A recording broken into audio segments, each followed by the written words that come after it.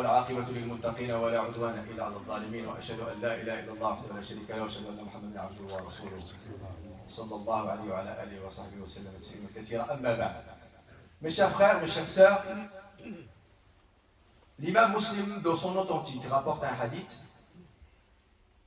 d'un transmetteur, d'un compagnon nommé Tamim bin Aus al-Dan, un des ancêtres parmi les compagnons, un jeune homme qui était pleinement dans l'ascétisme et qui nous transmet justement ses propos prophétiques dans notre messager Mohammed alayhi salam, dans lequel il dit sallallahu alayhi wa sallam ad-din an-nasiha, la religion et EST, le conseil. La religion et le conseil. Voilà une définition globale de din selon les propos de notre messager Mohammed. Qu'est-ce que din? Qu'est-ce que notre religion? Qu'est-ce que l'islam? C'est le conseil.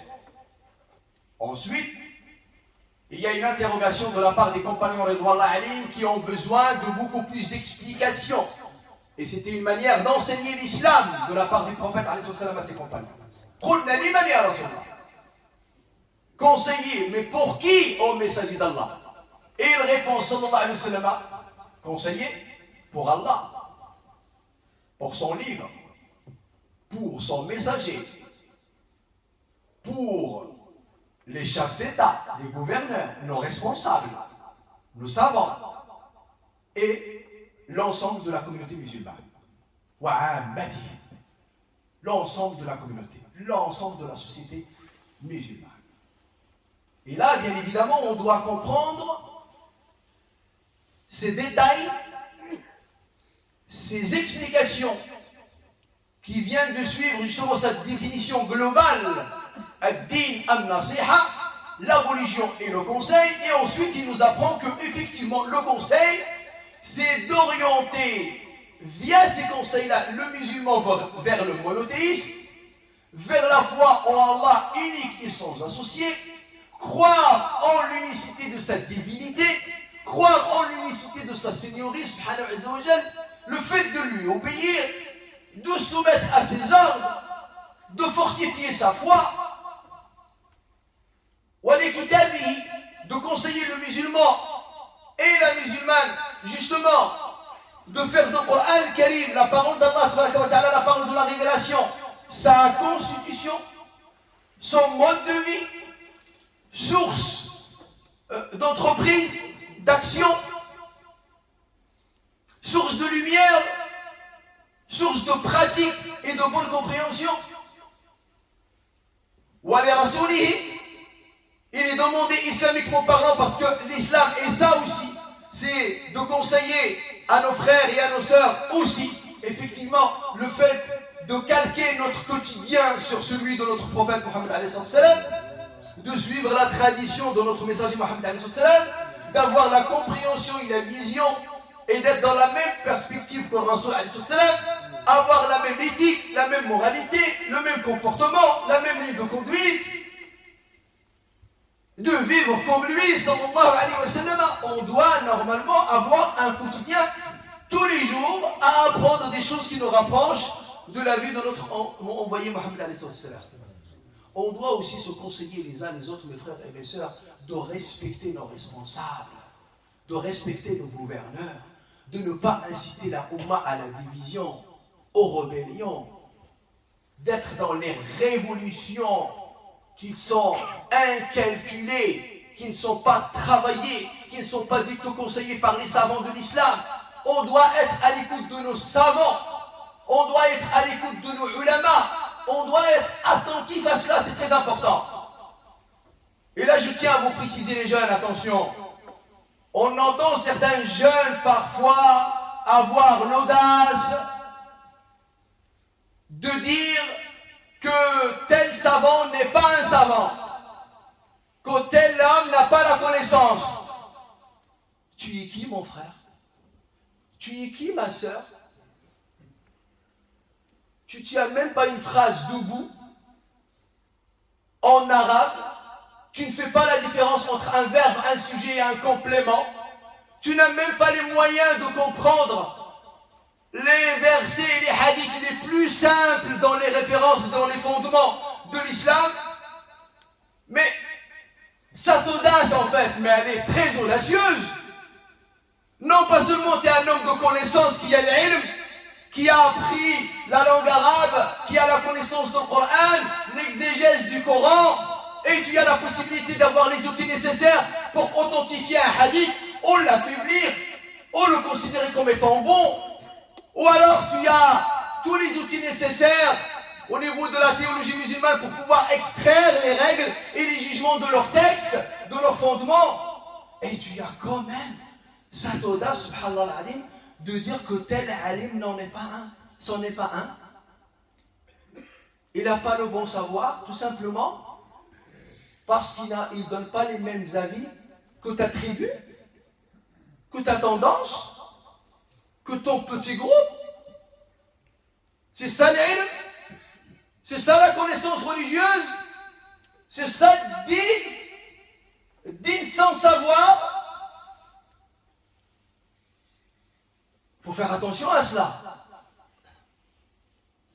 Vous savez que lorsque les pires ennemis de l'islam ont cherché justement à affaiblir la communauté musulmane, la première chose qu'ils ont commencé à faire, c'est de leur apprendre comment se séparer de leurs dirigeants, et en particulier de leurs savants, de ne plus à l'écoute, de leur faire perdre la crédibilité des ulama.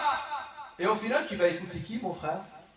Alhamdulillah Rabbil Alamin, la communauté musulmane dans son ensemble, dans le monde musulman, est pleine de ulama. Et wallah, je suis prêt à vous lancer un défi. Si vous me sortez 10 alim ou un alim de chaque pays arabe musulman. Wallah, la grande majorité des jeunes sont incapables. Ils connaissent 4-5 savants dans le monde musulman. Vous pensez qu'Allah va permettre à une telle chose d'exister? Vous pouvez croire qu'Allah permet à la communauté musulmane d'être dans cette quantité sans la présence des ulama? Vous pouvez croire cela? C'est incroyable d'en arriver jusqu'ici. Alhamdulillah Rabbil Alamin, en commençant par la Mauritanie, le Maroc, l'Algérie, la Tunisie, par la Libye, par le Tchad, par le Soudan, par l'Égypte, par la Syrie, par l'Irak, l'Arabie Saoudite, le Koweït, l'Indonésie, la Malaisie, en commençant par le Pakistan, l'Afghanistan, la Turquie, plein de ulama musulmans, plein de ulama musulmans, plein de savants, alhamdulillah Rabbil Alamin, et qui sont des ulama du kitab et de la sunna et du vrai fiqh. Ils ont les fondements du fiqh, ils ont le vrai savoir. Et par la grâce d'Allah, c'est par le biais de ces hommes qui ont consacré 40 ans, 50 ans, 60 années de leur vie pour mémoriser le Saint-Coran, pour apprendre le hadith du prophète sallallahu alayhi wa sallam, apprendre la matière de l'mustalah, apprendre le fiqh, qu'Allah préserve l'islam. Attention, dans notre communauté, l'islam il n'est pas dans les livres. Hein. Wallah al-Adim, ils peuvent brûler toutes les bibliothèques, tous les livres du monde musulman. L'islam, alhamdulillah, est dans l'esprit et dans les cœurs de nos ulama, alhamdulillah. En commençant par la parole d'Allah. Allah Azza wa Jalla, il a donné une capacité à cette umma de mémoriser le premier fondement de l'islam. Premier fondement de l'islam. Ça n'existe dans aucune autre communauté, dans aucune autre confession. La mémorisation du savoir. Nous avons des muhaddithines qui connaissent par milliers des hadiths du prophète. Dans les années 90, quand j'avais à Damas visité Cheikh Abdel Qadir Arnaout, cet homme-là qui a vécu dans les années 90 était en train d'authentifier et de chercher à corriger l'authentification de certains hadiths dans les traditions de l'imam al-Tirmidhi. Mon frère, pendant que tu es en train de regarder Netflix et YouTube et TikTok et TokTik, lui il cherche à travailler les chaînes de transmetteurs de Sunan al-Tirmidhi. Et il boitait chez Abdel Qadir Arnaout. Il avait un état de santé dégradé. Par contre, il a une capacité intellectuelle du savoir. D'ailleurs, avec son frère Chouaïb al-Arnaout, Allah yahfadhu inshallah, ça c'est les ulama de l'islam. Le prix Nobel de la biographie du prophète Mohammed sallallahu alayhi wa sallam de Sira Nabawiya a été donné, attribué à un savant indien, un savant en Inde, un des ulama de l'Inde. Il a eu le prix Nobel de la biographie du prophète Mohammed sallallahu alayhi wa sallam.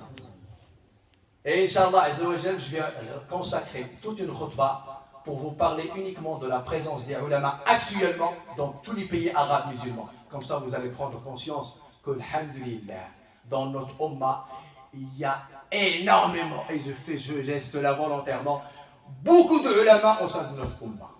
Malgré toi, mon frère, même si tu as envie de les exclure de ton cercle, il y a des ulama et de grands savants. Et tu ne peux pas faire face à ces ulama. Et il faut prendre conscience de ça. Et dites alhamdulillah rabbil alamin, et heureusement par la grâce d'Allah qu'ils sont là.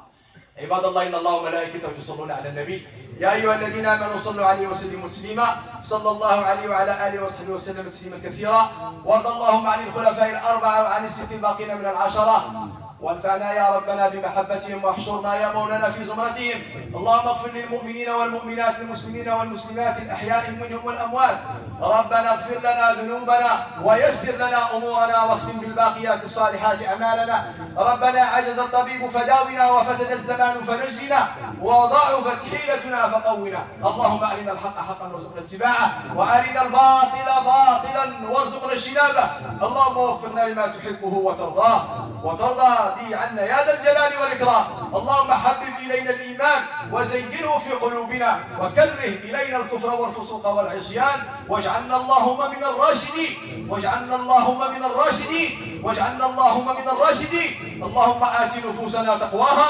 وزكها أنت خير من زكاها أنت وليها ومولاها برحمتك يا أرحم الراحمين يا رب العالمين وصل اللهم وسلم وبارك على سيدنا محمد وعلى آله وصحبه أجمعين سبحان ربك رب العزة عما يصفون وسلام على المرسلين والحمد لله رب العالمين وقوموا إلى صلاتكم يرحمكم الله